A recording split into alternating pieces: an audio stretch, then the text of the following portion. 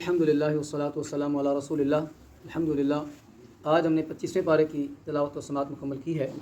دعا ہے کہ اللہ کریم اس تلاوت کو اور سماعت کو قبول فرمائے. 25ویں پارے کے اندر 5 حصے ہیں.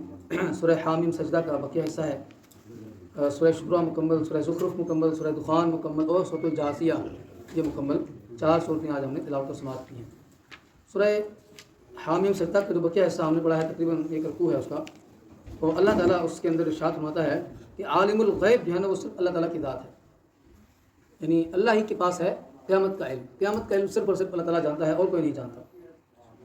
اور اس طرح اللہ تعالیٰ نے یہ بھی ارشاد فرمایا کہ ان سے کہہ دو کہ اگر تم نے اللہ تعالیٰ کے پاس جو کچھ ہے، اگر تم نے اس کا اللہ تعالیٰ کے پاس تمہارے پاس جو کچھ آیا ہے اس کو تم اگر انکار کرو گے تو کون ہے جو زیادہ گمراہ ہے ایسے شخص سے. یعنی اللہ کی طرف سے تمہارے پاس کوئی چیز آ گئی اور تم اس کے باوجود اس کو انکار کر رہے ہو. پھر آخر میں ایک بڑی زبردست بات ارشاد فرمائی کہ سنریہم آیاتنا فی الآفاق، ہم عنقریب تمہیں نشانیاں دکھائیں گے. سنریہم آیاتنا فی الآفاق وفی انفسہم، تمہارے اپنے اندر بھی اور اس آفاق میں یعنی اس کائنات میں. تو کائنات کے اندر جو بھی چیزیں ہوتی ہیں، جو بھی نشانیاں ہوتی ہیں، اللہ تعالیٰ اس کو دکھاتا ہے. اور حتیٰ یتبین لہم انہ الحق، تمہارے لیے یہاں تک کہ واضح ہو جائے، یہ بات ثابت ہو جائے کہ اللہ تعالیٰ کی طرف سے یہ چیز برحق ہے. تو کائنات کے اندر جو کچھ بھی ہے یہ اصل میں اللہ کا تعارف ہے، یہ اللہ کا انٹروڈکشن ہے. جو بھی چیز ہے اس کائنات کے اندر وہ اللہ تعالیٰ کی طرف آپ کو لے کر جاتی ہے. شرط یہ ہے کہ آپ اس کی حقیقت کے اوپر غور کریں. لہذا اس لیے اسی بات کی طرف توجہ دی گئی ہے. سورہ شورہ کے اندر کچھ باتیں بیان کی گئی ہیں. پہلی بات تو یہ ارشاد فرمائی گئی ہے کہ تمام خزانوں کا مالک اللہ تعالیٰ ہے. لہ مقالید السماوات والارض، اللہ ہی کے لیے ہیں زمین اور آسمان کے خزانے ہیں. جتنے بھی ہیں اس کی چابیاں اللہ تعالیٰ کی قدرت میں ہیں. اور پھر اس کی قدرت بہت ساری ہے. بارش کا نزول، وهو الذی ينزل الغیث من بعد ما قنطوا وینشر رحمتہ، وہی اللہ کی ذات ہے کہ جو بارش کو نازل کرتا ہے. اچھا، اس میں ایک بڑی زبردست بات فرمائی گئی ہے کہ شرع لکم من الدین ما وصى به نوحا، اللہ نے تمہارے لیے دین کو شریعت یعنی ایک طریقہ مقرر کیا ہے. اور ما وصى به نوحا، نوح علیہ السلام کو بھی وصیت کیا گیا تھا. والذی اوحینا الیک، جو آپ کی طرف بھی کیا گیا ہے. وما وصینا به ابراہیم وموسیٰ وعیسیٰ، اور ابراہیم علیہ السلام کو، موسیٰ علیہ السلام کو، عیسیٰ علیہ السلام کو اسی بات کی وصیت کی گئی تھی ان اقیموا الدین ولا تتفرقوا، کہ دین کو قائم کرو. دین کو قائم کرنے کا مطلب کیا ہوتا ہے؟ جیسے آپ کہتے ہیں نا کہ نماز کو قائم کرو، اللہ تعالیٰ حکم دیتا ہے کہ واقیموا الصلاۃ، نماز کو قائم کرو. تو نماز کو قائم کرنے کا مطلب کیا ہوتا ہے کہ نماز پڑھ لو؟ نہیں بھائی، اس کے لیے اہتمام کرو، پاکیزگی اختیار کرو، اس کے لیے اچھے کپڑے پہنو، اس کے لیے اپنے آپ کو پاک صاف کرو. پاک صاف ہی نماز یہاں پر آ کر پڑھنے سے پہلے کتنے مرحلے ہوتے ہیں. آپ نے اتنی بڑی مسجد بنائی ہے، اتنا بڑا آپ نے یہ جگہ کا اہتمام کیا ہے، کیوں؟ نماز کو قائم کرنے کے لیے. بھائی نماز اکیلے میں قائم نہیں ہوتی، نماز سب کے مل کر قائم ہوتی ہے. ایسے ہی دین قائم ہوتا ہے. دین کو بھی اکیلے بندہ کہے کہ میں تو بڑا پرہیزگار ہوں، میں تو بڑا نمازی ہوں، میں تو بہت اچھے کام کرتا ہوں، دین قائم نہیں ہوگا اسے. دین تب قائم ہوگا کہ جب سب مل کر دین کے لیے جدوجہد کریں گے، سب مل کر اس دین کے لیے کوشش کریں گے. تو ان اقیموا الدین یہاں پر جمع کا صیغہ ہے، تمام لوگ مل کر دین کو جو ہے وہ قائم کرو. ولا تتفرقوا فیہ، اور دین کے اندر تفرقے نہ ڈالو، اس کے اندر اختلاف پیدا نہیں کرو، اس کے اندر ایک دوسرے کے لیے مخالفت نہ لو.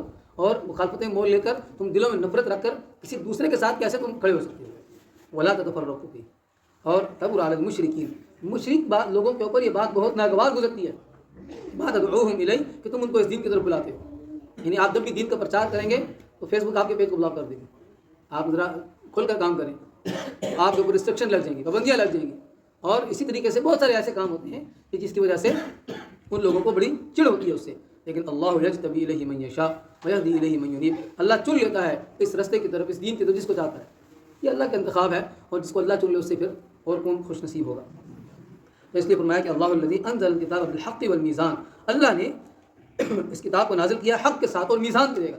یہ میزان ہے. اصل میں میزان کیا ہے کہ یہ اصل میں فیصلہ کرتی ہے، آپ کو بتاتی ہے کہ آپ حق پر ہیں یا باطل پر ہیں.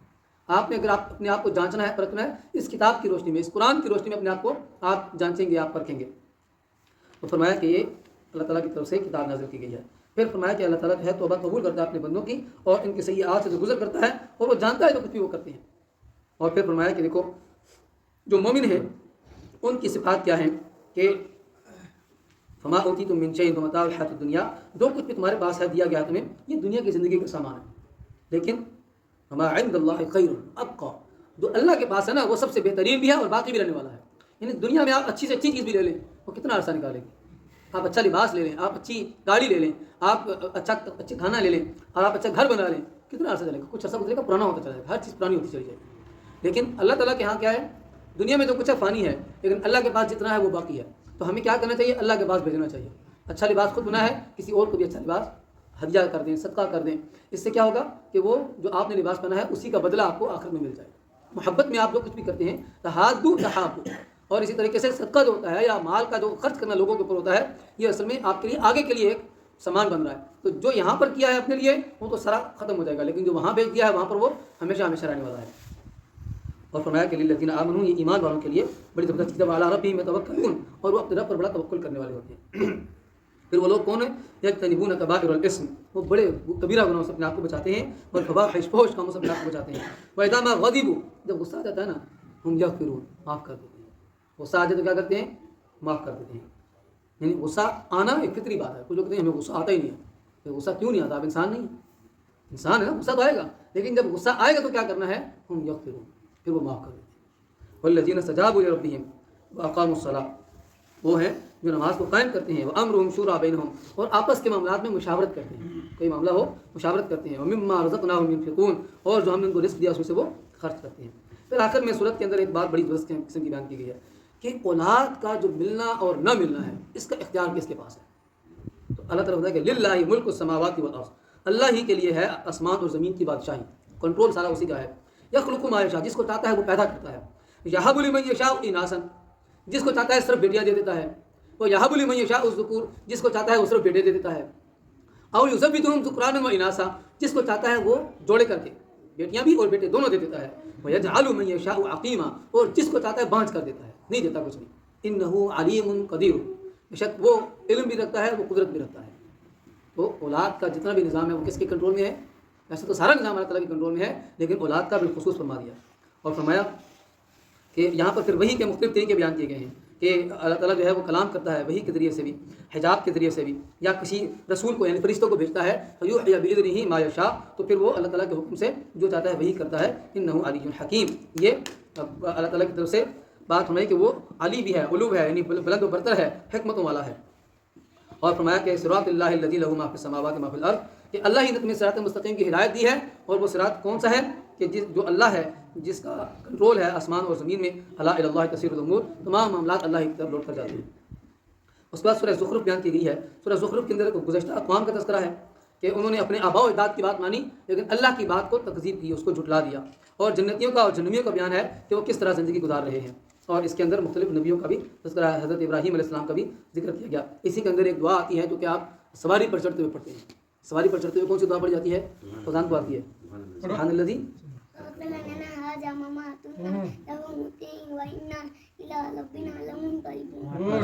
ये सवारी की दुआ है। सुब्हानल्लज़ी सख़्ख़र लना हाज़ा व मा कुन्ना लहू मुक़रिनीन व इन्ना इला रब्बिना लमुनक़लिबून। तो ये तो मतलब जब गाड़ी बैठते हैं दुआ करते हैं तो उनको याद है। तो ये सवारी की दुआ अल्लाह ताला हमें सिखाता है कि देखो जब भी कोई भी काम करो तुम्हें मालूम होना चाहिए कि देखो इसको मुसख़्ख़र किसने किया है। यानी ऊँट हैं, जो घोड़े हैं या गधे हैं, कच्चर है, इसी तरीके से ये जो गाड़ियाँ हैं इस पर भी सवार होते वक्त हमें ये दुआ पढ़ने का हुक्म दिया गया है। इसी तरीके से सूरह दुखान हमने पढ़ी है। सूरह दुखान के अंदर कई बातें हैं। सबसे पहली बात है कुरान करीम का नुज़ूल, इन्ना अंज़लनाहु फ़ी लैलतिन मुबारकतिन इन्ना कुन्ना मुंज़िरीन। हमने इस रात को नाज़िल किया, इस कुरान को नाज़िल किया है एक बरकत वाली रात में। और बरकत वाली रात आज भी हो सकती है। आज की किसवीं रात है, ये ताक रात है। तो हर ताक रात के अंदर हमें कुरान के साथ ताल्लुक़ मजबूत करना है। और एक दुआ जो अल्लाह के नबी सल्लल्लाहु अलैहि वसल्लम ने आयशा को सिखाई है, इसके ज़िम्मे में बात आ गई है कि लैलतुल क़द्र अगर मिल जाए या आप तलाश करें तो क्या दुआ पढ़नी चाहिए। तो हज़रत आयशा रज़ियल्लाहु अन्हा को अल्लाह के नबी सल्लल्लाहु अलैहि वसल्लम ने दुआ सिखाई है, अल्लाहुम्मा इन्नका अफ़ुव्वुन तुहिब्बुल अफ़्व फ़अफ़ु अन्नी। ये दुआ जो है ये कसरत के साथ इस रात में पढ़ने का हुक्म है। तो इस सूरत के अंदर, सूरह दुखान के अंदर, दुखान कहते हैं धुएँ को असल में, तो धुआँ है ना, क़यामत के दिन जब आएगा तो उस वक्त धुआँ ही धुआँ होगा। और फरमाया कि वो जो क़यामत का धुआँ है, अल्लाह ताला फरमाता है कि इसके अंदर बेशुमार लोग जो हैं वो क़यामत में फंस जाएंगे और वो अल्लाह ताला के अज़ाब का शिकार हो जाएंगे। और फिर आखिर में जहन्नम का और जन्नत का तज़किरा कर दिया। सूरह जासिया, जासिया कहते हैं ओंधे, यानी घुटनों के बल गिरी हुई। जासिया किसे कहते हैं, वो घुटनों के बल गिरी हुई। जैसे कोई बंदा होता है ना कि गिर जाता है बिल्कुल, अब समझता है कि मेरे पास कुछ भी नहीं बचा। तो वो तरा कुल्लु उम्मतिन जासिया, तुम देखोगे हर उम्मत को वहाँ पर घुटनों के बल गिरी हुई होगी। कुल्लु उम्मतिन तुदआ इला किताबिहा, हर उम्मत अपने नामे आमाल की तरफ उसको पुकारा जाएगा कि बताओ आज तुमने जो कुछ दुनिया में अमल किया ना, पूरी उम्मत ने आज उसके मुताबिक उसको देखा। तो اللہ تعالیٰ کی نشانیوں کا تذکرہ ہے سورہ جاسیہ کے اندر، زمین کا، انسان کا، جانوروں کا، رات اور دن کا آنا جانا، بارش کا نزول، ہواؤں کا، اللہ تعالیٰ کی قدرت کاملہ کی نشانی ہے ساری. اور فرمایا کہ اللہ کی آیات کا جو مذاق اڑانے والے ہیں قیامت کے دن فراموش کر دیے جائیں گے اور ان پر کوئی توجہ نہیں دی جائے گی. تو لہٰذا وَإِذَا قِيلَ إِنَّ وَعْدَ اللَّهِ حَقٌّ وَالسَّاعَةُ لَا رَيْبَ فِيهَا قُلْتُمْ مَا نَدْرِي مَا السَّاعَةُ. جب ان کو کہا جاتا نا کہ بھائی اللہ تعالیٰ کا وعدہ سچا ہے، قیامت آنے والی ہے، کوئی شک نہیں ہے، کہتے ہیں ہم تو نہیں جانتے یہ کیا ہوتا ہے، قیامت کیا ہوتی ہے. إِن نَظُنُّ إِلَّا ظَنًّا، ہم تو بس ایک گمان سمجھتے ہیں، تم نے کیا کی بات، ہم نے اس کو بس سن لیا. لیکن اس دن وقیل اليوم ننساکم کما نسیتم لقاء یومکم ھذا، قیامت والے دن اللہ تعالیٰ نے کہا کہ آج کے دن ہم تمہیں بلا دیں گے، جاؤ سرگردان پھرتے رہو، کیوں دنیا میں تم نے ہمیں بلا دیا تھا، آج ہم تمہیں بلا دیں گے. ومأواکم النار، تمہارا ٹھکانہ جو ہے وہ جہنم ہے. وما لکم من ناصرین، اور تمہارے لیے کوئی مددگار نہیں ہے. اور آخر میں فرمایا کہ فللہ الحمد رب السماوات ورب الارض رب العالمین، اللہ ہی کے لیے تعریف ہے جو آسمانوں کا رب، زمین کا رب، تمام جہانوں کا رب. وَلَهُ الْكِبْرِيَاءُ فِي السَّمَاوَاتِ وَالْأَرْضِ، اور زمین و آسمان کے اندر بڑائی صرف اسی کی ہے. وَهُوَ الْعَزِيزُ الْحَكِيمُ، وہی عزیز بھی ہے اور وہ حکمتوں والا بھی ہے. اللہ تعالیٰ سے دعا ہے کہ اللہ تعالیٰ ہمیں بھی عمل کرنے کی توفیق عطا. اللهم صل على محمد وعلى آل محمد وبارك وسلم وصل عليه. اللهم ربنا لا تزغ قلوبنا بعد إذ هديتنا وهب لنا من لدنك رحمة إنك أنت الوهاب. اللهم إنك عفو كريم تحب العفو فاعف عنا. لا إله إلا أنت سبحانك إنا كنا من الظالمين. اللهم ربنا تقبل منا إنك أنت السميع العليم وتب علينا يا مولانا إنك أنت التواب الرحيم. صلى الله على النبي الكريم وعلى آله وأصحابه أجمعين برحمتك يا أرحم.